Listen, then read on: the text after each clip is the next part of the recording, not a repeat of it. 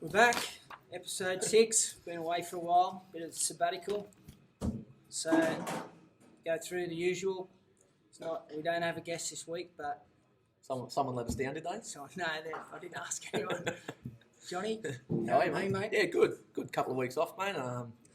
We've all been a bit busy, but good to be back into it this week. Big Friday night last week. Yeah, it was good. It was a real good night. Good turnout there, and Shannon Eckstein and Reece Drew, they were great to talk to, someone outside of rugby league. But look, George Burgess and Liam Knight, they were sensational.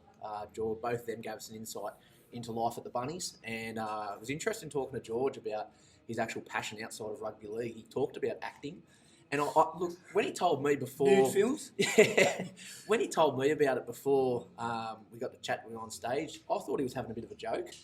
But Billy Millard actually said, no, he's dead set serious. So when we got up there and started having a chat to him, I heard a couple of giggles from the crowd. And I think the boys thought that he was taking the piss as well. But look, actually, he's got a big passion for acting, and that's what he wants to do, life after football. And look, I think... got a good rig. Yeah, sensational rig.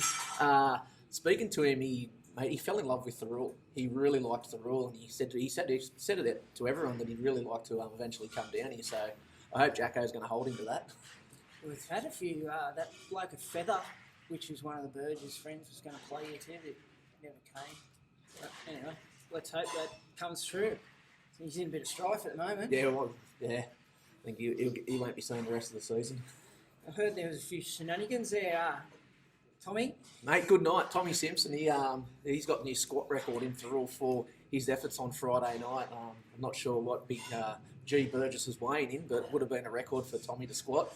Fan favourite again. He's given us some good material. If anyone's got footage, by all means send it in so we can have a look at it. Just one other thing that just came across my desk to say. Gareth Widdop, who's involved with the under-9s, I think he's young bloke, Braden, I think his name is, under-9s, organised for the whole team to get new boots through Puma, is his sponsor, so I gather they got on board. So just a shout out to him. That's pretty good. The club's pretty lucky with NRL players and that are involved. We've got Hendo, Trent Waterhouse is involved. Brian Norris' kids play, so... Munga? Pretty good. Oh, yeah, Munga does a bit. Yep. So Does a bit, does a heap. Yeah, he does. So that's really good. So shout out to Gareth Widdop for doing that for them young kids. Bit to talk about. Yeah, it's been a couple of weeks, so... 2 rounds. Yeah, 2 rounds to review. Let's start with the Berkeley game. Thurrool 54 defeated Berkeley 20. That was coming off the loss from West. They just tore them apart. Yeah, look, whoever was going to face the rule that week after the loss to West, they were in for a tough day at the office. It's not often you see a Butchers side put in 2 bad performances. I thought they were a little bit off against Wests, so they wanted to be on song against Berkeley, and straight from the kick-off, they were sensational. They were really, really good. Look, in that game, I was super impressed with Tommy Simpson.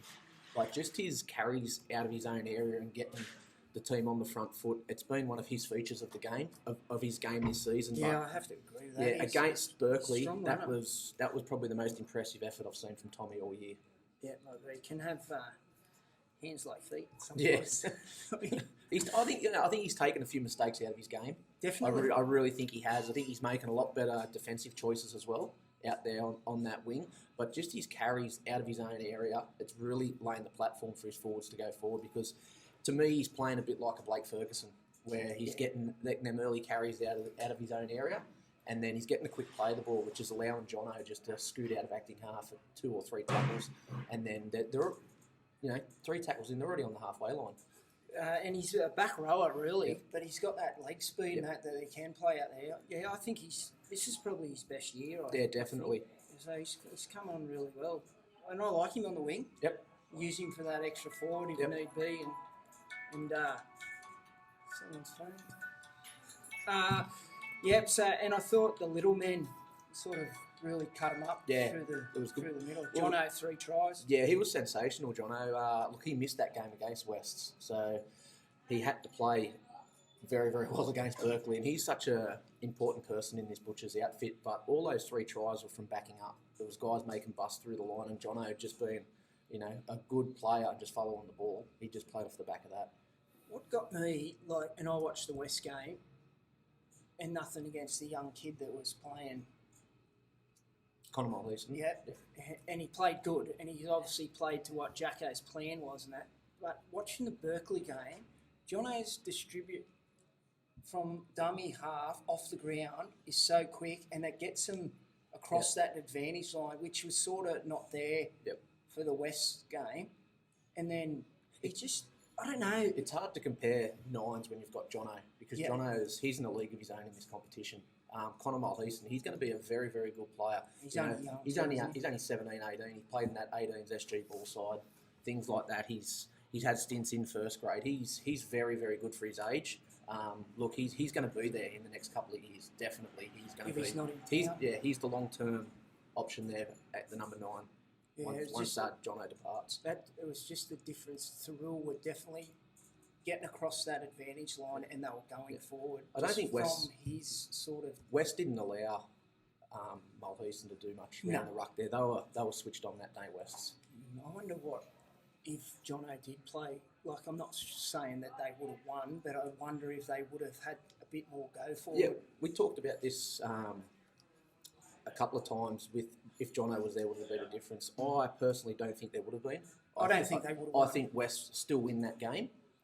Maybe it would have been a little bit of a smaller margin, but I really think that West were just better than Thurul on the day. Yeah. On to Collies. So that was round 7. Round 8 was Collies. Collies 22 defeated Thurul 20. Try of the century. It was a great try there. Aaron Shop finished it off there on the left hand corner. Went through about 40 sets of hands and a couple of kicks and header. a bit of a falcon. But look, they just couldn't get there in the end. Thurul. They tried, but Collies were just too good that day. I listened to your podcast the other day, you and Jeno talking about it, and I went back and sort of had a look for myself again. I did watch it live, but then I went back and had a look. Thurul, to me, lost it just after half time, and that kid of Rigg, Brady Rigg, he was the difference. Yeah, Brady Riggs. He's a very well-established number 9 in this comp, and he always goes when he's close to the line. I'm sure Jacko talked about it at training on Tuesday and Thursday, and it would have been on the tip sheet to try and shut down Brady Rigg when he didn't come onto the field. But he scored one try off it. Yeah, we scored 2 close to the line. Look, I think Jacko would have been filthy that someone like Brady Rigg, that they would have trained all season knowing that he's going to go, will allow 2 soft tries like that.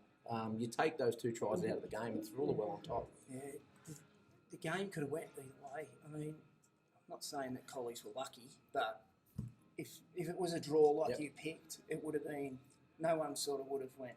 Yeah, it could have gone. Well, last year they had 2 draws against each other. The round 1 out here, Butchers beat them by 2 points, and now last week, Butchers get beat by 2. So there's only been 4 points between them in 4 games. I noticed in that game that Walshy's running game sort of hasn't been like it was in the last couple of games. Like he took one game, I can't remember what it was, but he scored 2 tries. Yeah, he's been apart, but been a feature. Just feature. seemed to be passing rather than running in that game. Yeah, look, he's been on song since round 1, Walshy. His running game was a feature that what I thought was putting him in good stead to probably be the Paul McGregor medalist at the end of the year. I had him on top, whether he's carrying a few injuries or who knows, or whether he's just playing a different style of football the last few weeks. But I think the team goes a lot better when Walshy goes to the line. So do I, yeah. And by all means, Thurul aren't out of it. Like they're still second on for and against, but you know, look, I think Collies have still got a bye too. I don't think Thurul have put 2 40-minute halves together. I think they haven't put a whole game together yet where they've. We talked to Jacko the other week, and he was talking about his 80% completion rates, and we haven't done it in each half yet for the season. So once they do click and put it all together, I think we're going to see a very, very good Thurul side. It's probably the saving grace for them, knowing that they haven't played to their best ability yet. Look, if they're losing games and playing to their best ability, then you start thinking, are we good enough to win the comp? But when you're still winning games and only losing by 2, and you still haven't put in a 100% performance, there's still room to move, and there's still improvement in your side. So I think there's good. Been a draw. Yeah, I think there's still real good signs for Thurul. I really think that Walsh, Fletcher, and Higgins. That combination is getting better and better each week. Did they score a try off that? They did score a try off against Collies down that side. Yeah, that is a good combination, that. This week's game against Thurrool, just on that, sorry, who do you think, who's your best ref? Now, I don't want to bag him, but there was a few little things that could have went probably Thurrool's way in that Collies game. Who ref that game? Was it Jacko? No. No. It was... Taylor Cleveland? Yeah. Yeah. I think there's another one. Who refs the Coronel game? Yeah, it was Taylor. No, well, he didn't. It wasn't him that refed. I reckon he's the best. Yeah, yep. I can't remember who the ref was, but... Marcus Janet. Is he still No. here? He'd be blowing up somewhere, wouldn't he? Social media, he'd be blowing up on something. No, I can't remember. I just thought... So, there was just a few mistakes. Yeah, look, we covered the Corrimal and Dapto game on the weekend for Bar TV, and I really liked the refereeing in that game because it was really free-flowing. That's that Cleveland. There wasn't many penalties blown. They just allowed the game to keep going and going. I think in the first half there was only 4 penalties blown. Yeah, There was minimal, which was really good. It was just consistent football. It was free-flowing. It wasn't stop-start. And, you know, you're spot on what you said. The Collies and Thurrool game, it was stop-start. There was penalties blown. First half, definitely. Yeah. There was just at some stage, I think Thurrool got tackled and the ball looked to go backwards, but it was called a knock-on to me. And, yeah, I'm a Thurrool supporter, but it just looked like it was play on. Yep. But anyway, all right, Thurrool v Corrimal, local derby, Gibson Park, so it's home game. Get down there and support them. It'll be good weather. Beer. What else do you want? Perfect. And it's not on Bar TV, so you don't have to go down there. Better get there. What are your thoughts? I think this is going to be a one-way traffic to Thurrool. Coming into this second part of the season, look, they put 50 odd on them last time. And that game was full of injuries, as we know, to Corrimal. Thurrool, they'll probably be at full strength this week. I think Mick Morris back into the fold. He played against Yep. Collies. So he'll be. I can't see him have anyone out or anything like that. I think everyone's there and fit, so it's going to be they'll be at full strength. They're going to be good. Look, they're not going to put. They're coming off the bye. A loss to Collies the week before. They haven't seen the big W next to their name for a few weeks, so they'll be ready to rock and roll. And look, Corrimal there, they'll be in a bit of strife. Their skipper Jared Smith got injured last week in the last 10 minutes of the game, so I think it'll be a miracle if he puts a Guernsey on his back this week. And they've been full of injuries this season. They keep fighting their way through the season, but I just think Thurrool are going to be way too good. They're on shaky ground.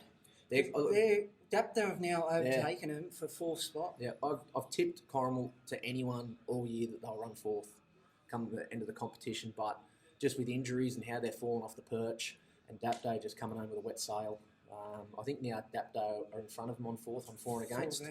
So they're a danger side, Dapto. Yeah, they're a bit of a smoky. They're starting to put things together. Dapto. Who are we looking out for in Corrimal? Look, James Horvath, he's been their best this season. He had a good battle last week. Him and Jake Hawkins had a battle. It was Horvath absolutely smoked Hawkins there, and Hawkins kept going back at him. Yeah. But, they had a good little battle there up through the middle.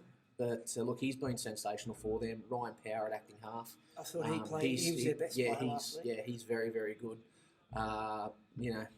Thomas Maloney, he's always a very good football player, and they've got a bit of a front row there with Peters and Havia. With Maloney, he's a bit like Walshy. Like, if he ran the ball more and took it to the line, and this is only from what I've seen last week, I think he would create more for the outside backs, but he seems to pass a long way from the defensive line. He's a smart player. He's a very smart player, Thomas Maloney. But yeah, you're right in what you say. It's with all halfbacks. You'd rather see him go to the line. Passing is a second option, not the first option. But look, they're trying to get their ball out to their centres. They've got Tonga. I hope I got that right. And DJ Purcell. Some of their best work last week too. They've got some nice quick outside backs there, so you can understand why they're trying to get them out to their fringes. And with the likes of Jake Eccleston there is speed to burn. And that goes with Thurrool too. Yeah, yep. When you've got the strike power of Callum Tower, why wouldn't you try and get the ball to him? I thought he played good against. Yeah, he's good. there's a lot of good centres in this competition, and each week you look at the sides and you see the matchups. But yeah, he's got to be the number one centre in the game at the moment. Yeah, and through got good wingers too. We got Crozzo. Crozzo and Tommy. Yeah, right. So it should be a good game. Hopefully, Can you say the 5'8's name for Corrimal? No chance. No, I had nothing. Oh, it's too long. Yeah. Have a go. No, can't. Just embarrass myself. That's why I don't commentate. Yeah, so that's this weekend, Saturday, Gibson Park, 3 p.m. kickoff. But I think reserve grade are playing, and 18s have got the bye maybe. Just on them. Might see in the next couple of weeks leading into finals if we maybe can just talk maybe about reserve grade one week a bit more and 18s. Yeah, definitely. Just leading into them. Well, I know the show's sort of 18's knocked off West on the weekend, which is a huge effort. 22-20. Yeah, so they've got some really good young kids in that 18 side. Yeah. Guys that have been in the rep systems and everything like that. And look, they're a big chance of knocking off this competition. Well, they're on top of the ladder. So they won last week 22-20. So West were third. So that keeps the rule on top of the table for and against with Dapto, I think, are up there. And Reggie's won 40-22 on the Sunday, and that moves them into third place, only on 4 against 2. That's all right. Well, So Port are no easy Port wins. beats the last. Yeah, so it's good to see that the Butchers got one back on Port, and you go through that Port lineup, and there's a couple of handy players in there. So Jimmy Storer had the 6 on his back. Did he? Yeah, He's back. yeah, he's back in the fold. Yeah, so like I'm not sure if he played or not, but his name was definitely down in the program. Well, Mick Henderson's name was on the I program. did for see that. Thrill. I wonder if he Number strapped him 22 on. or something on his back, wasn't it? Yeah. How long's he staying reserve grade for? I don't know. He's got a job with the Fiery, so I think he might. That's probably his priority at the moment. But you can never keep a footballer off the field, really, can you? You and Toddy Gross worked out for a long time. I didn't play while I was trying to get in. I was too scared. I'm injury prone. Just looking at the 18s for and against 64 points, and they've played 10 games. That's pretty good. 6.4 a game. Yeah, not bad. Yep. So we'll try and have a bit of a chat about the lower grades Go on to that 18 side. as it gets. How good towards is the your side semis. going when you got Aaron Shop coming off the bench? I did see that. Imagine that. Righto, just get on there, buddy. Yeah. Speaking of Aaron Shop too, I did notice that he made the under 18s or 18 years CHS team. I've seen that. Massive. So he's doing really well this year. And he's had, on Shoppy there, he's had a couple of games with the under 20s in town as well now.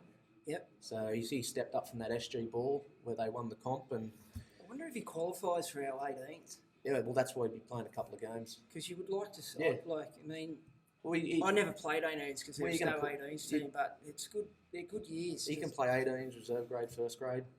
We seen it like 2 weeks ago. Scored not the winning try, the try of the year against. Try of the year. Collies. We'll put that up. Try of the year. So Just have a listen to Jeno's commentary. Gets a bit out of control. It's so good. Makes the try.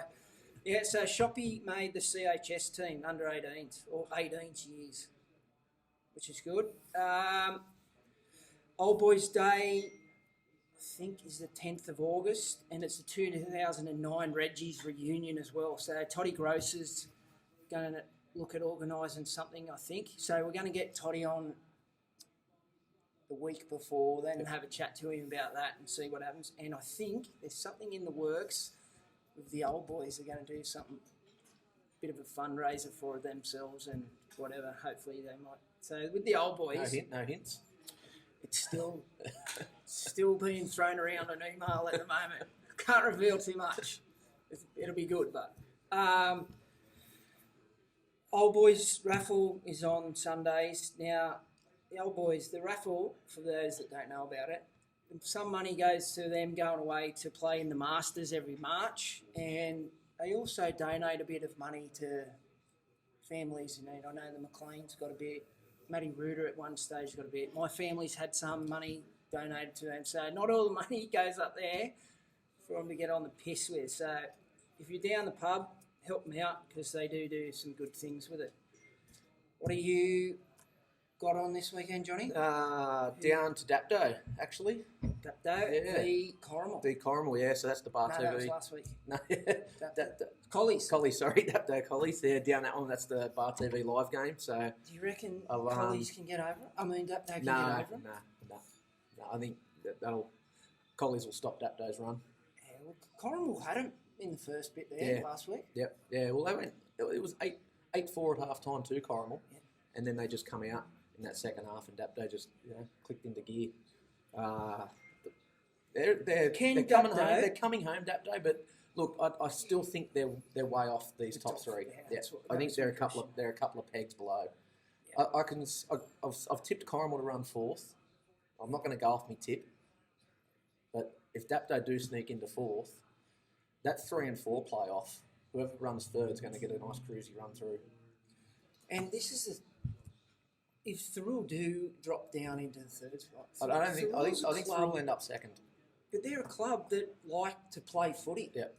You know, like going back to '99, I think they were fourth, and then they won it from fourth. Yeah. So being in that's not real, and they get a week off. Yeah. Not that they're going to be there.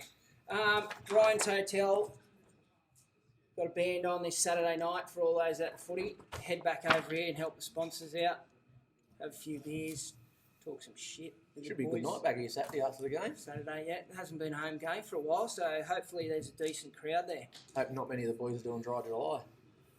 Do you reckon? Anyone out there doing Dry July? Yeah. Throw us a line and we'll get some helpers out there sponsoring you. But you have to stick to it. Dry July, right. You doing it? Yep, I'm on. I'm just doing it, but no sponsorship. Dry July, right. That's probably about it for this week. We're going to try next week to have another crack at this and the week after, but it's school holiday, so... Is your young bloke playing this weekend? Yeah, they're at 9:45 at Shell Harbour, the under-8s this week. Right. If you ever get a chance, go down and watch some of the young kids play. There's some really good kids coming through, so future's good. Anyway, thanks for watching. See you later. And you'd think last throw of the dice, unless they can get the repeat. Johnson, the flick out the back. Higgins, some Globetrotters style footy here. Walsh. It's still the last. Walsh, he's going to put the kick looking for Crosland. It comes off the head of Tatau, a Falcon. Now Crosland has it again.